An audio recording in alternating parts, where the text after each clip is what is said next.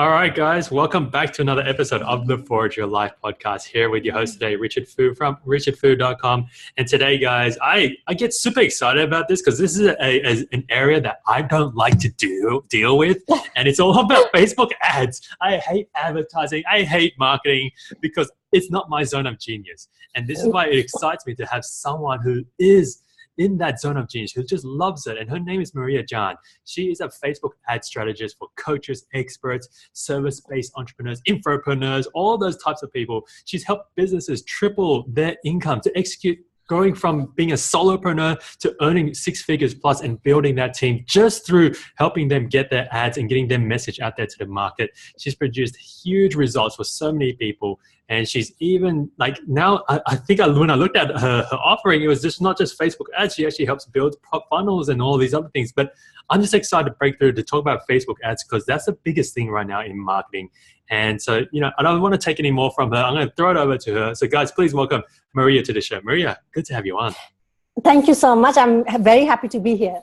I'm super excited. You don't know how excited I am because I just pretend I don't know anything about Facebook ads. I've tried to run Facebook ads, and I've sucked at it. But before we even get into that, Marya, I'd love to understand, how did you get into where you're at now?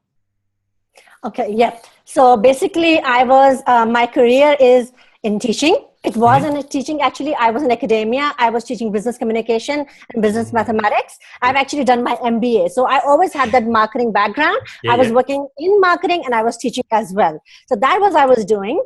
And so when I got married and I had kids, I actually left my job because it was very taxing and I couldn't, work like full time and then, look after my kids as well. So that's where I left my job. But soon after, I was all day home with my small children, and then I was looking for ways to keep myself sane.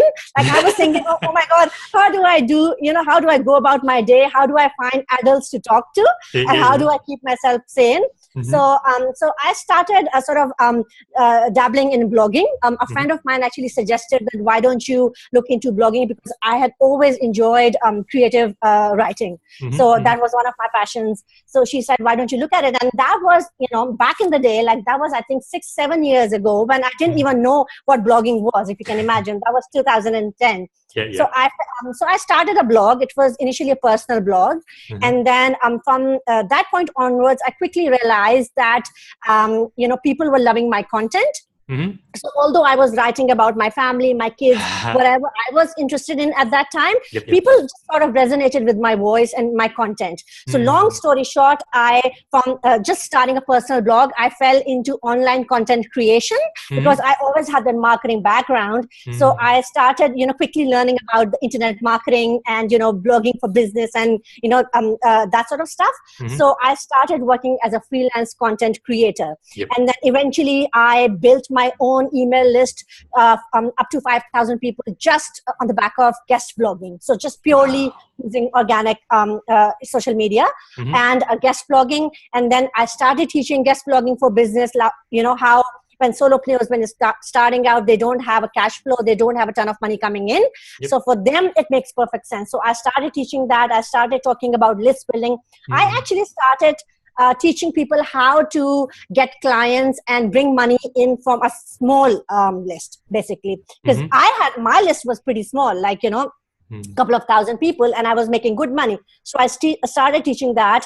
Now, there was a point in time when I was working with one-on-one clients. I had created a couple of courses. I was completely maxed out to the point of being burnt out. And I was thinking, there has to be a better way. And for me, I'm a big introvert. I can't be on social media all day long. It just, drains my energy. So then I thought, okay, why not experiment with Facebook ads? So that was in 2012, I believe, when I started experimenting with Facebook ads in my own business. And pretty soon, I started getting some really amazing results for myself. And I started sharing those results with, colleagues and other friends in business as well. And they asked me, okay, if you're getting those results for yourself, could you perhaps do the same for us? And I said, why not? Okay, I'm happy to give it a go. I said, I'm going to give it a try. I mean, I didn't position myself as an expert and whatnot. So I started working with all those people at very sort of low price points. Yep. I just started offering to run campaigns for them and just said to them, okay, let me try. And then I started getting really great results for them as well. Now, my approach has always been very holistic. So I always look at somebody's business, okay, so who's the ideal customer or client? How are they attracting them? What's their message like? What's their USP? What's the funnel going to look like? So that sort of, helps me sort of get those results from Facebook ads. All works together, right? Yes. And that was basically how actually then last year, I started offering my Facebook ad strategy and done for you service. I created like proper packages for myself. I wasn't doing once-off campaigns and things like that. And that's how I started. And pretty soon, like my business sort of by the end of last year just exploded. Now I get all my business through word of mouth and referrals and all on the basis of the results that I've been able to get for my clients. Oh, wow. Marya, I got to pause it there because I'm like, just to let you know, guys, I'm not fast forwarding through Marya's story either, right? She just speaks this fast because she loves what she does. And I really applaud your story because it's it's like a big shift, right? And for so many people, leaving their job, leaving the world that they know to go in and look after family. And, most people get lost there. And a lot of people get really confused and they don't know what to do. And I want to say I honor you, Marya, for what you've done and how you've been able to transform like that situation and create something like this. And it excites me to hear more because, I mean, you talk about this. You said you hit a point where you were burnt out. Where I'm guessing you felt like you did everything on your own. And this is one of the things that we do here in our business is that we help solopreneurs who are burnt out doing everything. We take care of the operations. But this time you are doing the other side. You're going in and you're saying, look, let me take care of your marketing for you. Let me make it easy for you to actually get clients on tap. Right. And so I want to talk through this here, Marya, because we were talking about it before off air is, when you're talking to these clients, to these solopreneurs, these infopreneurs, and, some of them, it's probably their first time ever having to try paid traffic. Right. And so what are some of the big roadblocks that you found or encountered that come up to them often? And let's bust some of these open so that people can actually be open-minded to try out Facebook ads. Okay. So the first thing I would like to say is that I do believe that there's a time and place to try Facebook ads. Okay. So like, I'm not one of those Facebook experts who go around saying that everybody should be running Facebook ads. I believe there's a time and place to do it. And that a time is when you have a healthy cash flow. So when you've got clients in your business, it doesn't matter if you're making a few thousand a month or if you're a 6-figure entrepreneur, as long as your offerings are proven, meaning, you're attracting clients, right? You know what you're doing and you've got money coming in. That's the perfect time to start experimenting with Facebook ads. Because I see people saying, no, I don't have any clients at the moment. I'm just blogging, I'm just building my tribe. I want to, experiment with Facebook ads and I can spend $5 a day. And I say to them, no, just save your money. Okay. Don't try Facebook ads now. Wait until you're at a time where you can afford to spend at least a few $100s to start off with. So I think that's something very important that people should understand. That takes a little bit of a pressure off. So until you're not at that stage, you should be guest blogging and pitching yourself to podcasts and, doing organic social media until such time. So that's, I think it's the super important thing, because if you're going to start experimenting with Facebook ads before you're ready, before you have a strategy in place, I think actually that's the biggest mistake that people make. So they start dabbling in Facebook ads, but they don't have a clear goal of what do they want to accomplish with Facebook ads to begin with. Okay, whether they want to create brand awareness, whether they want to build their email list, whether they want to send somebody to the sales page, and which ties in perfectly with the second biggest mistake that they make, that they start running ads and then they start sending all of this cold traffic to a sales page. You know, and it can work like in certain niches, you know, like for e-commerce, or maybe if you're selling something like a low dollar, you know, price, something at a low dollar price point, then yeah, sure, it can work, you know, it's a numbers game. But for coaches, experts, and service-based entrepreneurs, I don't think it makes sense for us to, you know, sell completely cold traffic to a sales page. To these people, they don't know you, they don't know me at all. Okay, we are getting our ads in front of brand new audience. So the first goal should always be to build the email list first, then you know, develop a relationship with these people over time. And then, you know, nurture them, and then actually start putting your offers out in front of them. So never ever send, you know, somebody directly to a sales page unless they are part of their warm audience. So maybe, you know, they're on your email list already. They have visited your website a couple of times. They maybe are a fan of your page. So yeah, so unless they are a part of their warm audience, never ever send anybody directly to a sales page, and never ever actually start investing in Facebook ads without having a strategy in place. I would say the two biggest blocks. Yeah, and I love what you said here, Marya, about it. The product needs to be proven. It's exactly the same way as like people like, Richard, come here and systemize my business, systemize this. And I'm like, yeah, have you made sales before? Because I'm not going to build a system for something that's not tested that you know works. Right? It has to work manually first before we automate all of that. And that's what you're saying here. It's the same with marketing. It's like, you know, if you don't even have a product that you know people want, then why should we run traffic to it?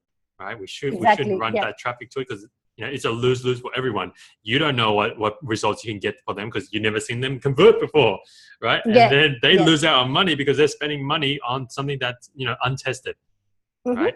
It's I love what you're saying here is that, you know, you have to run the ads to like what we would call like a bait piece, right? Something that helps them, you know, want to opt in, and then you build up the education from there, right? Is that fair to say? Is that what you're suggesting? Exactly. Yes. Send them to an opt-in page or a lead magnet, and have them join your email list first. Even have them join your Facebook group, because Facebook groups are the rage nowadays. So if you have a Facebook group, what you could do is on your thank you page, you can simply ask people to join your Facebook group as well. So, you know, anytime somebody clicks on the ad and they arrive on the landing page and they give you the name and email address, they sign up. So that's really valuable real estate, because they have to see that confirmation page. So you can say something like, okay, you know, thank you for signing up. While I've got you here, the lead magnet, you won't say the lead magnet, you will say, okay, the cheat sheet is on its way. So, you know, and click the link below to join. So in the meantime, click the link below to join my free Facebook group. And then you can give them a couple of, you know, benefits as to why they should join. So what will end up happening is that you will grow your Facebook group as a result of running ads. So you will not be spending additional cent to, you know, have these people join your groups, because sometimes people ask me, you know, should we run ads to, you know, grow our group? So if you do it this way, you primarily build your email, but then you get those people to join your group as well. I gotcha. And I think, you know, there's a part of this where it's always missed, right? And I think I miss it because I'm not good at it. And it's like they join your email, and then what do you recommend as like the most effective nurture sequence, right, to actually warm up the lead? And then, because for me, I'm the type of guy who doesn't like sales, right? So I'll be like left, jab, jab, jab, jab, jab, jab, jab, jab, jab, jab, jab, jab, jab. And then maybe on the 100th one, I do a right hook, right? But I'd love to understand from your perspective, right? In terms of the person clicked on the ad, signs up on the opt-in, and then goes through a nurture sequence, right? What's your practice of, you know, what does that nurture sequence look like? Yeah, so first of all, it depends on what you want to do with your ads. So if you're running ads and your goal is to get discovery calls booked, okay, so you are a coach and you want to, you know, book one-on-one clients, and you want these people to book up, you know, discovery call or strategy session with you. That's your goal. So very simply, what you could do is you can even ask them to book a call with you straight on the thank you page. But I think personally, if you have them go through the nurture sequence first and then ask them to book a call with you, I think you have much higher success rate. So in that case, simply, you know, maybe 5 emails. Okay, so the first email is always going to be like giving them the freebie that they signed up for. And then always reintroduce yourself in the initial mail, because sometimes people subscribe for something but then they forget. So they download it, but they don't go read it straight away. And they might go to it, maybe next week. And then by that time, they've forgotten, okay, where did I actually get it from? So reintroduce yourself in the email. Tell them a little bit of your own story and create the rapport with them, right? So you could do this in one of the emails. In the second email, you can send them to a really valuable piece of evergreen content. So something that's on your website, and that's super, super valuable. You can just give them a little bit of an intro and give them the links to go there. So not only you're giving them valuable content, but you're also sort of training them to open your emails and clicking on your links, right? In the third email, probably you can give them a case study. So if you've got a really cool case study of a client or a customer that you help them get a really good result, great result. So give them that. And what this does is that it builds your credibility from the get-go, right?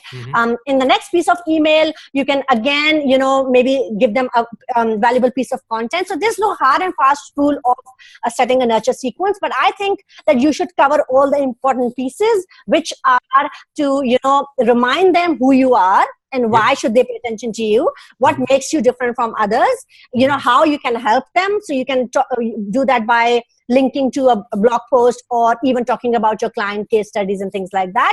So just all those things, if you do over and over again, I think that makes a really good nurture sequence. And some people, in case you wanted these people to book a discovery call with you, you might give them a link at the end of even the first email. PS, okay, in case you want to go deeper with me, in case you're looking for some help right now, just click the link below and book a call with me. So you can just do that in a very subtle manner from day one. Or you can go all out, and then on the final piece of the sequence, you can give them, a copy would be more like promo email. So it would be sales copy, and then you would be just convincing them to hop on a call with you. So that's sort of the typical sort of the sequence that we would create for any coaches or experts. Gotcha. I like that. It's very interesting. And I love that you say, it should go into like a strategy call. Right, because that's exactly the way, if you're an expert, an authority, that's the way you should be opening up into. Because I think if it's just like, go to this page and just go buy my coaching, right? It's like a few thousand. It's like no one's going to do that, right? No one's ever going to do that on the internet. Yeah. Then they need to speak with you, so they need to get on a call, and then then it's your job to actually I'm doing air quotes again, to close them, but then they want to speak to you, right, before they're going to be investing a couple of $1,000s with you. If it's like something a few $100s, sure, you can always send them to a sales page. That's totally fine, but that's a different strategy. So if you want them to enroll into your evergreen program or a course, and that's under $1,500, and that's totally fine. You don't need to get on a call with somebody. You can always send them to a sales page, but after they have gone through the nurture sequence. Gotcha. That's great. That's great advice. And the next question that pops up in my mind here, Marya, and I talked about this before on our chat beforehand, is really like, we have an online marketer here in our team as well. And he's, whenever we're going out talking to some clients who are their first time ever into Facebook ads, and a lot of them are very tentative. Right. And I'm sure you get this too, right? I'm like, what do you mean, Marya? I'm going to pay you this much, and then I need to pay for the ads as well. It's like, how do I know this ad's going to work, and all of these other things? Like, what do you think is the biggest thing that holds people back from willing to take that dive into paid traffic and Facebook advertising and, whatever other online forms of advertising it is? What do you think is the biggest thing that's holding people back from just taking the leap in? Yeah, I think some of the biggest concerns of people are that, first of all, especially if they've tried Facebook ads themselves, like if they tried running them on their own and they didn't get any results. So they are now skeptical that, the Facebook ads don't work, or they don't work for me, or they don't work for my industry, right? So especially if they've tried them before. So that's one of the things that they're always on their minds, that Facebook ads won't work. The second thing is probably, for them, they always worry about, okay, so how much do I need to invest? Because, for coaches and experts, we are not like millionaires or multimillionaires, right? So we don't have deep pockets. So we always have to be conscious of, okay, how much money do we need to allocate to Facebook ads? So the first thing is, okay, will Facebook ads work for me? The second thing is, okay, how much do you want me to spend? So I think you need to educate these people a little bit. Okay. So what you would do is, so what I do typically is that first of all, I only talk to people who I don't have to educate on Facebook ads. Okay. So I mean, those are the kind of people that come to me now because they know that they want Facebook ads, and so they come to me. But that's okay. Like if you want to talk to people, you feel that you'd be able to get really great results for them and they make awesome clients, then educate them around Facebook ads, tell them what's possible. So you would show them a few case studies of people in similar niches and say to them, okay, so this is the cost per lead that we've been able to get for this client. This is the ROI that we've been able to get for this client as a result. You could show them some numbers to just, give them peace of mind that, okay, we are not asking you to invest, 15,000, 20,000, in the first month. You can just start as little as $500. That's totally fine. Even less than that. So I think education is really, really important. And I think any sort of legitimate Facebook ads expert or agency should have those case studies, because if you don't, then I think you're still in that phase where I was in, 2012, where I was just, working with clients to get some experience. So because now I've been in the trenches for these, couple of years, I've got enough case studies and enough experience, and I know for sure what works and what not. So your confidence will rub off on the client as well. So if they feel like you don't know what you're talking about and you're just you're all BS and whatnot, so they're gonna see that as well, right? If you know your stuff, then believe me, they'll be convinced as well. Gotcha. Awesome advice. And so, Marya, I mean, like the last thing I want to ask you here is, being involved with Facebook ads for so long, right? Obviously, you've seen it change and transform here. And I'd love to know, like, from your experience and what you've seen so far, what do you feel at this time, at this recording? I'm sure, things are going to change as always. What do you think is going to be the next evolution of Facebook ads, and what do you think people should start looking at already and testing out? Yeah, it's already happening right now. I would say Facebook Messenger ads. Not everybody are testing those. So I don't know if, your audience, knows about Facebook Messenger ads. So that's a kind of ad that you would just run as a normal ad. But what happens is that anytime somebody clicks on that, so instead of going to the landing page, this will open up inside your Messenger. So now just think about it, okay? Now email, the open rates of email have declined over the years. So when email was new, like you could get people to open your email, you could get really, really high email rates. Nowadays, 20% if you're getting, that's pretty good, right? So it means that 80% of those people who you worked so hard to get on your list, they are simply not opening your emails, okay? So what do you do? Now Messenger, and anybody sometime, if my phone was to sort of ping right now, and if somebody messaged me on my Messenger, right, I would look at it, right? I mean, most people, they don't ignore messages they get on Messenger. So that's why it's so huge right now. They're still very new. They came out in November only, November 2016. They're still very new. And I'm still, experimenting with them and running them for my clients. I think they are a complete game changer in terms of, how to get in front of your ideal audiences, but how to then get them to open your messages and then do what you want them to do, basically. So, I'm so glad you brought that up, because that was in my head and I was like, how do I phrase this question, right? Because I'd heard about these, I think they're called like chatbots, right? Where, you open it up and then you already have a pre-written script of what you think that they're going to say, and then the bot knows what to respond with. And then from there, I mean, it's basically to lead them, I'm guessing, to start a conversation and then get them either, I imagine that it would probably be best to lead them into a call of some sorts. Right from that. Yeah, from that it just depends on what you want to do. Like again, you could, so once they actually say yes, like they click over to your Messenger and they become Messenger subscribers. So that's going to be a new term as well, that they become Messenger subscribers. So you don't technically have the email, but you can always have the email down the road. You can always give them a link to go download something and then capture their email along the process as well. But then as long as they're opening your messages, you can ask them to go join, attend your webinar, You can ask them to, go have a look at your sales page. The important thing to keep in mind at this point is that these people can still unsubscribe, okay, from the, like they have given you permission to send them a message on Messenger, but they can always unsubscribe. So at the moment, you should not be sending them a ton of messages, because it's just going to annoy people really, really badly. So, maybe just send them one message a week, even 2 messages per month is, people should be starting off with in Messenger ads, because I recently subscribed to somebody's webinar through a Messenger ad, and they've sent me so many messages since the, last 24 to 48 hours, and I'm seriously thinking of unsubscribing from them, because it's such a personal format. It's very intimate, right? You only exchange messages with people so then if marketers come in and then they ruin it for others as well, so let's hope that doesn't happen. But yeah, very excited about Facebook Messenger ads. Yeah, because if it's kind of like, it goes even further than the phone call now, right? The phone call is like, I had a choice of whether I picked up on it now. Now it's like, you just force it into my inbox in the Messenger, and I can't like not say no to it, right? It's just going to come in unless I unsubscribe.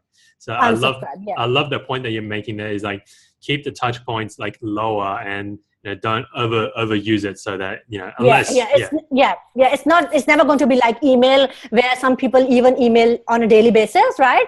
Some people email once a week. Now we are saying that just do every fortnight, so maybe twice a month is a great place to start. But then you can pretty much be sure that you're going to get 80-90% open rates on the messages you're going to send out. So I think it's great. Awesome. Marya, this has been such an insightful chat here, and it hurts me that I have to wrap it up. And as we wrap up here, Marya, we're going to go into what we call the quickfire question round. Yeah. And as part of that, we're going to go into our signature question first, which is what I call, and I love the most, the time travel moment. And it's where you could go back to any moment in your life, Marya, and look at little Marya and give her one piece of advice that today. When would you go back to, and what would you tell her? Okay, so I would probably go back to the time when I was just starting to build my business. Okay, I would go back in that point in time, and I would just say to my old self that just relax and just enjoy the journey, and then everybody is going to be okay, and everything will fall into place when it's meant to happen. So just enjoy the ride I think would be my biggest piece of advice. Awesome. Love it. The next question I have for you, Marya, is more about, I'm sure you've got, received a lot of advice from amazing people, right? Like Kimanzi, the guy who connected us together. I'd love to know, like, what is the best piece of advice that you still remember today that keeps popping up in your head from time to time? What would that advice be? Yeah, I would say that, okay, so this actually, there wasn't anything that, any piece of advice that was given to me a long time ago. That was actually given to me recently, but I think that's the best piece of advice I've gotten. And on the surface, it's so simple. It just is that, people are either going to love you or hate you, okay? No matter what you do. So why don't you go ahead and do what you love anyway? Because you can never control how they're going to perceive you. They will love you or hate you, so might as well just go out and do whatever you love to do. So I think that's an excellent piece of advice for all of us, for entrepreneurs, for people in jobs, or parents, for kids, that we should always just follow our heart and do what we want to do, because we can never control how it's going to be perceived. So might as well just do what we love. Love it. Awesome, Marya. Awesome. And the next question I have for you is, Marya, I mean, you've studied a lot, and I'm sure there's been a lot of books that have made a huge impact in your life. And I'd love to know, like, what is the one book you would recommend anyone listening or watching this to read? Yeah. Okay. So the book that I always recommend to everyone is called The Big Leap.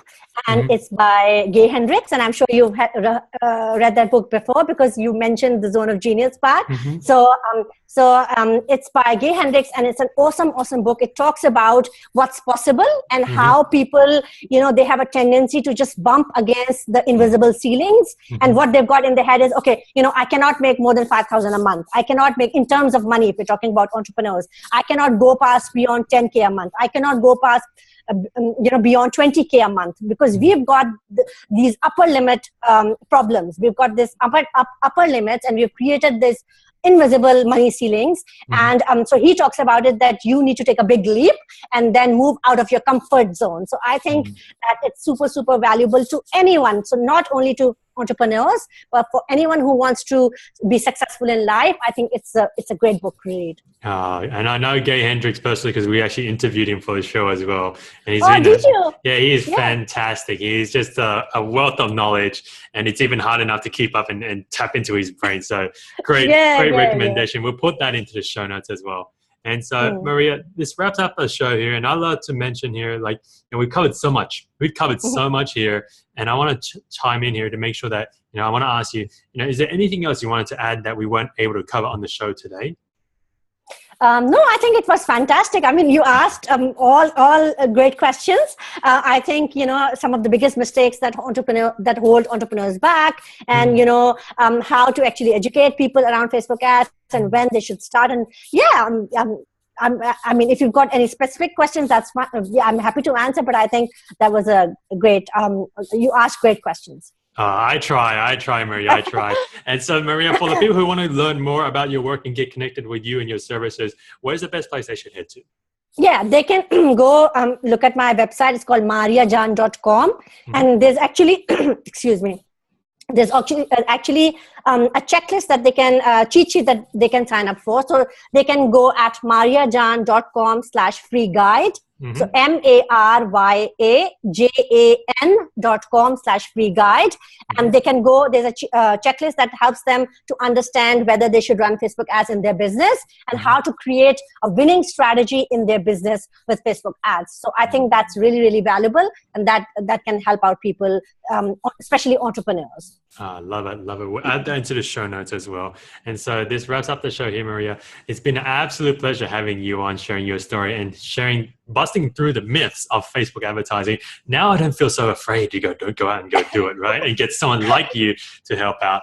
And so, thank you so much, Marya, for jumping on the show today. Oh, thank you so much for having me. It was an absolute pleasure, and it was lovely speaking to you as well. Awesome. And so, guys, this wraps up another episode of the Forge Your Life podcast, here today with a Facebook ad strategist herself, Marya Jan. And I want you to know this. I want this to go out there. Marya doesn't want this to be a best kept secret anymore.